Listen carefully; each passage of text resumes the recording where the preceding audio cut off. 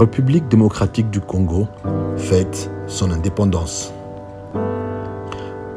Fête bien sûr, mais aussi elle se souvient de sa longue marche depuis la colonisation belge jusqu'à l'ascension de son indépendance en 1960.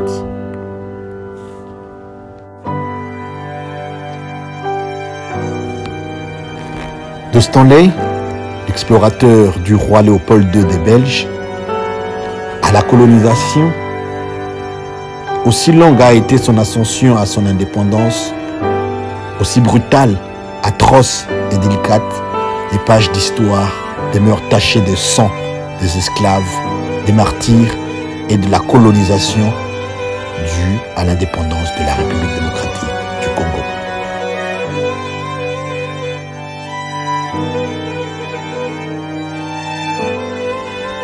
Aussi, nous vous présenterons quelques dates dans ce slide, quelques images atroces peut-être, mais aussi réelles de cette période qui sera présentée pour ne jamais oublier la République démocratique du Congo, la colonie, le Zaïre, la RDC. Chronologie des événements de la colonisation belge. 1879 à 1887, Léopold charge Stanley d'établir l'autorité du roi dans le bassin du Congo. 1884-1885, les puissances européennes à la conférence de Berlin reconnaissent la revendication de Léopold sur le bassin du Congo. 1885, Léopold annonce la création de l'État indépendant du Congo, dirigé par lui-même. 1891 à 1892, les Belges conquièrent le Katanga.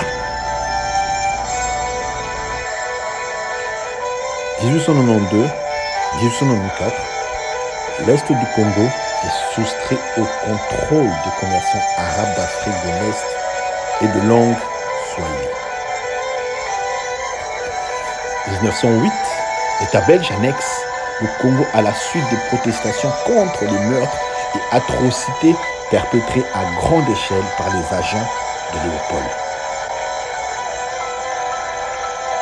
Des millions de Congolais auraient été tués ou travaillés à mort pendant le contrôle du territoire par Léopold. 1955, le professeur belge Antoine Van Bilsen publie un plan sur 30 ans pour accorder au Congo une autonomie accrue. 1959, la Belgique commence à perdre le contrôle des événements au Congo à la suite des graves émeutes nationalistes à Léopoldville, aujourd'hui Kinshasa. Trouble post-indépendance. 1960, le Congo devient indépendant avec Patrice Lumumba en tant que Premier ministre et Joseph Kasavubu en tant que président.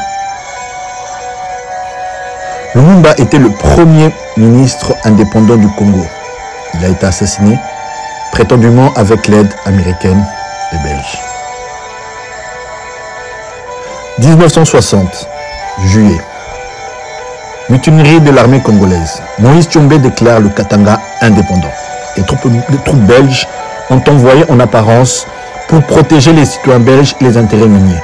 Le Conseil de sécurité des Nations Unies a décidé d'envoyer des troupes pour aider à rétablir l'ordre, mais celles-ci ne sont pas autorisées à intervenir dans les affaires intérieures. 1960, septembre, le président Kasavubu révoque M. Lumumba.